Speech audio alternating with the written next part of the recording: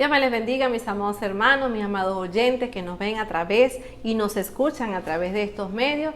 Les damos de verdad la más cordial bienvenida a otro día más acerca de esta armadura teológica llamada el Espíritu Santo. No te olvides, si es la primera vez que tú nos ves, no te olvides suscribirte, darle ahí a activar la campanita de las notificaciones para que te pueda llegar en tiempo remoto y en tiempo récord toda nuestra producción a medida que vayamos sacándola al aire. También están nuestras redes sociales para que te puedas suscribir si aún no lo has hecho. Ahora, si ya lo hiciste, pues te damos las gracias porque así estás contribuyendo a que el reino de los cielos pues sea extendido y que cada uno de los creyentes en toda parte del mundo pues puedan ser fortalecidos y que su fe pueda ir en aumento, como lo dice la palabra del Señor. Así pues, sin más, vamos a comenzar esta tercera parte de nuestra armadura teológica llamada el Espíritu Santo. En días atrás quedamos en la obra que el Espíritu Santo hace en la vida de los hombres y vemos que también la otra obra que el Espíritu Santo hace es la regeneración. Esto lo experimenta la persona que ha recibido a Jesús y ocurre en él u opera en él un nuevo nacimiento. Una persona que no ha recibido a Jesús y no ha experimentado un nuevo nacimiento no puede experimentar una regeneración. ¿Por qué? Porque se tienen que dar estos dos pasos anteriores que acabo de mencionar para que la operación del Espíritu Santo pueda hacerse veraz en la regeneración. Fíjense que se los dije a través de esa famosa historia de Nicodemo en el libro del Evangelio de Juan, allí en Juan capítulo 3. Vemos a la historia de Nicodemo allí, que era maestro de la ley y viene a Jesús y le dice, mire, ¿cómo hago yo para ser salvo? Y Jesús le dice que para ser salvo tenía que nacer de nuevo. Nacer de nuevo no es entrar en el vientre de nuestra madre otra vez y volver a engendrarse, no. Nacer de nuevo es algo que se produce en el interior y solamente eso es posible a través de la obra regeneradora del Espíritu Santo. También el otro punto que el Espíritu Santo hace en la vida de los hombres es hacer morada permanente en él. En el Antiguo Testamento no había una morada permanente del Espíritu Santo en los hombres, sino que el Espíritu Santo tocaba o venía sobre alguna persona, o algún profeta, algún sacerdote, algún rey, en algún momento específico y daba el mensaje para la nación y luego desaparecía esa operación. Pues ahora en esta dispensación de la gracia no es así. Ahora el Espíritu Santo ya tiene una morada permanente, mi amado hermano, mi amada hermana y mi amado oyente que me escucha. Si no has experimentado esa morada del Espíritu Santo en tu corazón, estás a tiempo de recibirlo. Gloria a Dios. Fíjense que el Espíritu Santo está presente en el hombre, manteniendo, no es solamente que Él está allí, sino que mantiene una relación contigo, mantiene una relación conmigo, mantiene una relación con el hombre. Dice la palabra del Señor que nosotros somos templo y morada del Espíritu Santo. Es decir, si tú eres templo y morada del Espíritu Santo, tú tienes que cuidar ese templo, tú tienes que cuidar esa morada. Por eso es que la sanidad divina, cuando hablamos de la sanidad divina, hablamos tan importante en la parte donde nosotros tenemos que cuidar este cuerpo, porque este cuerpo ya no nos pertenece a nosotros, este cuerpo le pertenece a Dios. Hay muchas enfermedades que son producto de nuestro mismo desbarajuste, de nuestras mismas falta de disciplina en lo que tiene que ver con nuestra vida. La obesidad, por ejemplo, en muchos de los casos es falta de disciplina para comer, es falta de nosotros no cuidar nuestro cuerpo y cuando entonces tenemos la enfermedad, entonces nosotros queremos ser salvados y no nos damos cuenta de que esa enfermedad es producto del pecado. ¿Producto del pecado de qué? Producto del pecado de la gula, del comer en exceso. También esto perjudica el corazón porque una obesidad atrae también y trae consigo la diabetes, trae consigo problemas cardíacos, trae consigo problemas respiratorios y una serie de enfermedades que se pueden desatar simple y llanamente por nosotros no cuidar este cuerpo. Ahora que tenemos el conocimiento de que este cuerpo es templo y morada del Espíritu Santo, tenemos que cuidarle aún más, tenemos que ver y cuidar lo que comemos, tenemos que hacer ejercicio, tenemos que estar ejercitándonos. no para vernos bien, no, sino para que este cuerpo se pueda mantener saludable y que la obra redentora que Cristo comenzó en tu vida y en mi vida, puedas terminarla. Como lo decía el apóstol Pablo, he acabado la carrera, he alcanzado allá mi galardón. Entonces que Dios cuando venga, o que el Señor cuando venga por ti o por mí, te consiga haciendo la obra a la cual Él nos encomendó. También Él hace la obra en el hombre de la santificación. La santificación comienza a impartirse o comienza su proceso cuando tú le permites al Espíritu Santo morar en tu corazón. La santificación no es un proceso que ocurre de ya para allá, no. La santificación es un proceso que comienza cuando le recibimos a Él como Salvador y termina cuando partimos de esta tierra. Es un proceso que dura para toda la vida. Es como el proceso de ser madre y ser padre. Eso no termina, eso no acaba nunca.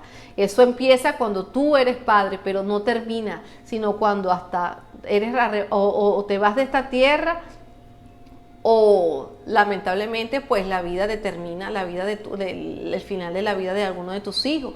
Entonces son procesos que no terminan de un momento para otro, son procesos que terminan, amado hermano, y que duran para siempre. El proceso de la santificación es un proceso de que dura para siempre. Desde que tú te conviertes al Señor, comienza en ti un proceso de santificación. Es un proceso que te va a llevar y que te va ¿cuál es la finalidad de la santificación? Llevarte a la estatura de Cristo. Ese es el proceso de la santificación, que nosotros podamos menguar cada día más nosotros y que en nosotros, cuando menguemos, suba la estatura de Cristo. Es decir, que Cristo vaya aumentando, el carácter de Cristo se vaya formando en ti y en mí. Eso es lo que la palabra del Señor nos quiere decir con este proceso de santificación. Fíjense que hay personas que le han recibido y aún visiblemente no hay en ellos cambios. ¿Por qué no hay cambios? Porque quizás le recibieron, pero no han dejado que el Espíritu Santo sea el que comience este proceso de santificación.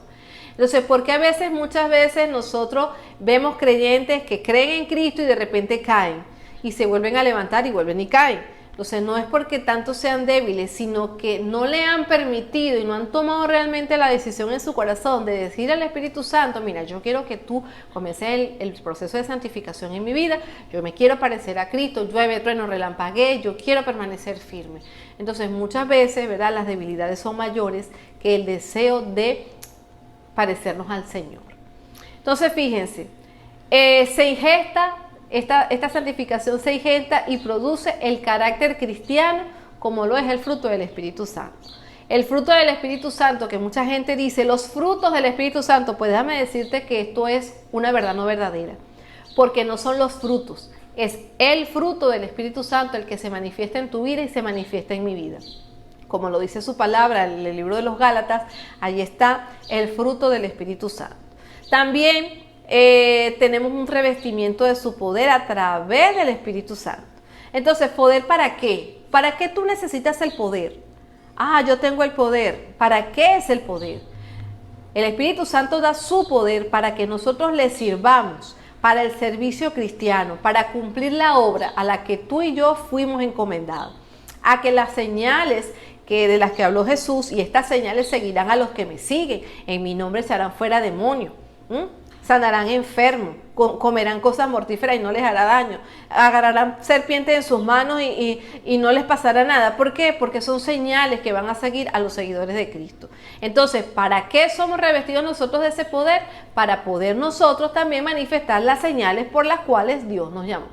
El bautismo ahora es en el nombre de la Trinidad. Ahora ya no es en el nombre del Padre, no, es en el nombre de los tres.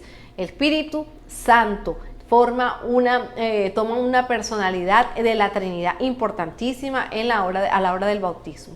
Entonces fíjense, los que fueron bautizados con el Espíritu Santo en el día del Pentecostés también fueron llenos del Espíritu. Entonces no solamente ser bautizados, sino es ser llenos del Espíritu. Entonces, ¿cuáles son las características especiales del Espíritu Santo en el hombre.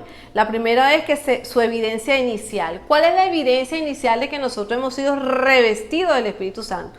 No es lo mismo tener al Espíritu Santo que ser revestido o investido de su Espíritu Santo. Usted me preguntará, pastora, pero parece lo mismo, pero ¿cuál es la diferencia? Yo te voy a decir cuál es la diferencia. Cuando tú pasas de muerte a vida, cuando recibes a Cristo como Salvador, automáticamente el Espíritu Santo pasa a formar parte en tu vida. Él está dentro de ti.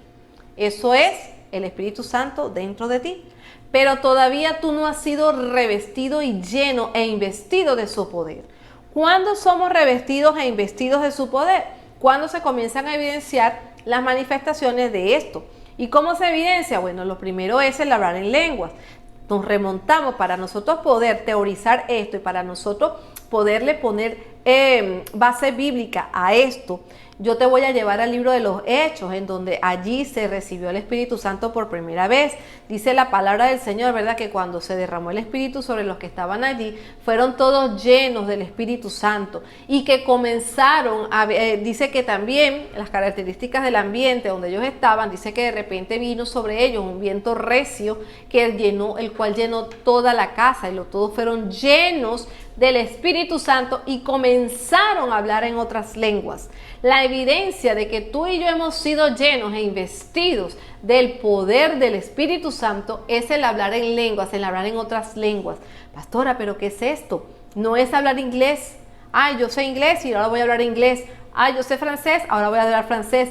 Ay, yo sé ruso, ahora voy a hablar en ruso. Ahora voy a hablar... No. Es un lenguaje angelical, es un lenguaje espiritual, porque es mi espíritu hablando con el Espíritu de Dios. Es algo que es interno, no es como otras personas que practican esto de hablar con los espíritus. No es eso, de que de repente se quedan en un estado de éxtasis y entonces no tienen control de su cuerpo, no tienen control de lo que dicen. No, mi amado hermano, cuando nosotros estamos llenos y estamos investidos del Espíritu Santo y cuando se manifiesta el hablar en lengua, nosotros en ningún momento perdemos el control ni perdemos la cordura de nuestro pensamiento, ni nuestro pensamiento es abordado por una fuerza que nosotros no podemos dominar. No, nosotros estamos muy conscientes de todo lo que está sucediendo, pero es algo interno que sucede que no podemos pararlo. ¿Por qué no podemos pararlo? Porque es algo sobrenatural de Dios que viene a la vida de la persona. Entonces, ¿qué tiene que experimentar el creyente? El creyente tiene que experimentar un aspecto continuo, es decir, el descenso inicial cuando una persona es bautizada con el Espíritu Santo por primera vez, y la vida diaria que la persona tiene que tener en esa persona debe manifestarse siempre una persona espiritual. Una persona que es llena e investido del poder de Dios no es la misma persona, no es el mismo cristianito de banca que llegó allí, se sienta, no es el mismo. Amado, cuando tú has experimentado la llenura del Espíritu Santo, este investimiento de su poder, ya tú no eres el mismo. Muchas personas lo han recibido, muchas personas han recibido la investidura y ellos mismos testifican de que después que esto ocurrió no eran los mismos. Y tal es el caso del apóstol Pedro. Vemos a un Pedro allí que estaba esperando recibir la promesa de la cual el Señor les había hablado, pero que cuando entonces él da el discurso que da allí a las personas, la Biblia dice que Pedro hablaba con denuedo, cual denuedo nunca antes Pedro había hablado. ¿Por qué? Porque Pedro estaba investido y había sido investido y revestido del poder del Espíritu Santo. Por eso es que ya Pedro no fue el mismo. Otro ejemplo lo vemos también en Pablo, que Pablo, como estaba lleno del Espíritu Santo, pudo enfrentar allí el mago. También los discípulos, ¿verdad? A través del Espíritu Santo pudieron allí ser revestidos e investidos cuando los dirigentes religiosos pues se les acercaban y entonces ellos comenzaban allí a atacarles verbalmente acerca de su fe. Ellos fueron revestidos también de ese poder. La manera de su recepción, cómo nosotros podemos recibir o cuál es la actitud que nosotros debemos tener para poder nosotros recibir ese revestimiento de ese poder del Espíritu Santo. Primero, que nosotros tenemos que tener una actitud acorde. Segundo, tenemos que ser personas de oración.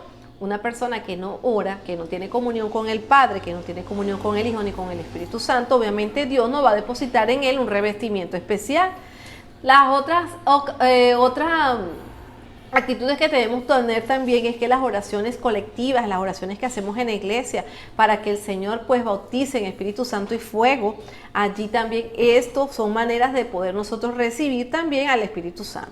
El derramamiento espontáneo, es decir, si a Dios le da la gana, cuando Él le da la gana, porque Él es sobrenatural, Él es soberano, Él hace como quiere.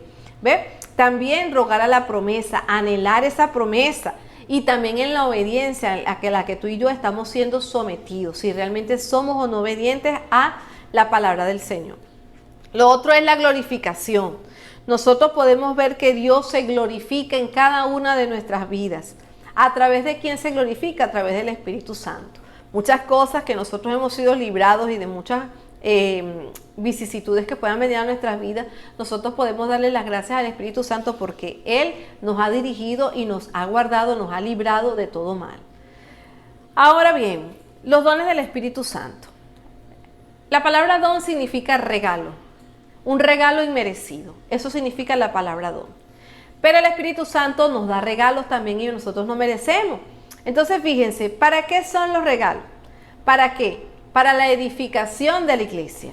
Los dones del Espíritu Santo es para la edificación de la iglesia, no para la edificación mía personal.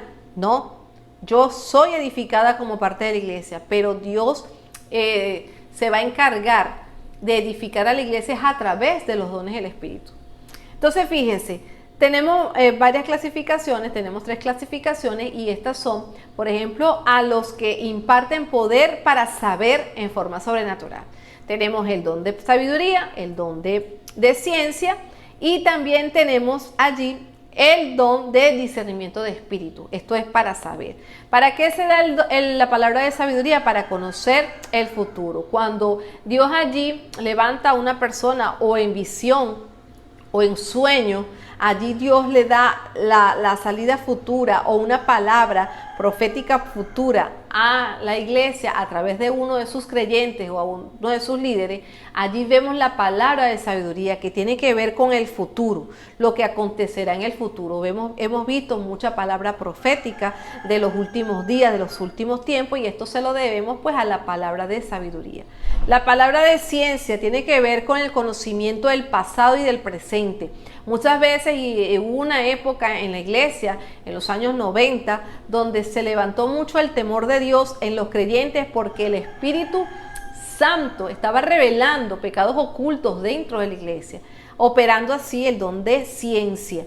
Entonces, por lo cual, muchas cosas y muchos pecados o muchas situaciones que las personas han vivido en el pasado y aún están viviendo en el presente son conocidas a través de este precioso don.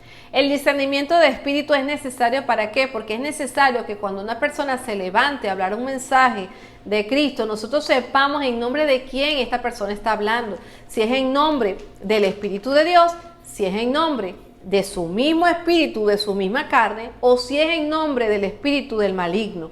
Nosotros debemos saber, amados, qué espíritu está operando en cada una de las personas que tenemos a nuestro alrededor. Los otros son los que imparten poder para actuar en forma sobrenatural. El primero es la fe. No es la misma fe, la fe que usted tiene normal como creyente, al don de fe. El don de fe se manifiesta cuando es algo, amado, que lo requiere.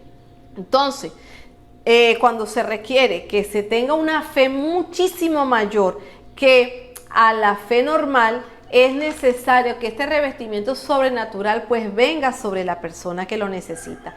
¿En qué momento puede darse este don de fe? En un momento donde usted necesita un milagro, en un momento donde usted necesita una sanidad divina, ¿verdad? Puede manifestarse este don también. Fíjense que también tenemos las operaciones de milagros. Las operaciones de milagros más que todo son o tienen que ver con cosas creativas, cosas que no estaban y Dios las creó. Por ejemplo, hemos visto muchos milagros que una persona no tenía un órgano y Dios lo creó, Dios lo hizo a través de la fe y a través de este don de la operación de milagros. piernas que han sido alargadas, unas personas que han tenido una pierna más larga que la otra, y Dios en el mismo, a través de cámara y sin ningún tipo de magia, pues Dios allí coloca la pierna a la misma par de la otra. Vemos muchas operaciones milagrosas que Dios hace a través de sus siervos, los profetas también, de sus siervos. También vemos los dones de sanidades, que también dependen de la fe de la persona. Para que ellos se puedan dar, es necesario siempre la fe. Por eso es necesario la fe que nosotros tengamos como creyente, y también activar esa fe, ese don allí, que el Espíritu Santo es lo que lo puede hacer. También tenemos los que imparten poder para hablar en forma sobrenatural, como es por ejemplo el don de profecía, que es la proclamación de un mensaje de Dios. Pendiente la Biblia, siempre pendiente en la Biblia, porque la palabra profética más segura es la palabra. Nosotros no podemos creer a todo espíritu que se levanta a decir algo contrario a la palabra. Por eso es que nosotros tenemos que pesar los espíritus para saber, amado hermano, que una persona está hablando en nombre de Dios. Tiene que coincidir lo que esta persona dice con lo que ya nosotros hemos aprendido en la palabra. El otro don es el género de lenguas, que es hablar en un idioma que jamás nosotros hemos aprendido, o ha aprendido el que habla. Lo que hablábamos de las lenguas, la manifestación, una cosa es el hablar en lengua y otra cosa es géneros de lengua. Género es más de un género, es decir, en más de unos idiomas que se pueden hablar cuando este don se hace manifiesto en alguna persona. Y el otro don es la interpretación de estas lenguas. Dios no solamente, amado, va a permitir que se hablen las lenguas, sino que para que haya edificación de la iglesia tiene que haber una persona que las interprete. Porque usted, ¿en qué lo puede edificar una persona que hable lenguas y no hay una interpretación? Este problema ocurría en la iglesia allá de Corinto, ¿verdad? Había un desorden con respecto a las lenguas. Y por eso el mismo Pablo lo dice: no, señor, aquí esto no va a ser así. Si de repente aquí todo el mundo está hablando lengua y entra un incrédulo, es decir, una persona que no conoce a Cristo y ve ese desorden, la persona va a salir despavorida, va a salir asustada. ¿Por qué? Porque no hay una edificación. Entonces hay que tener un cuidado, un sumo cuidado para el uso de los dones en la iglesia.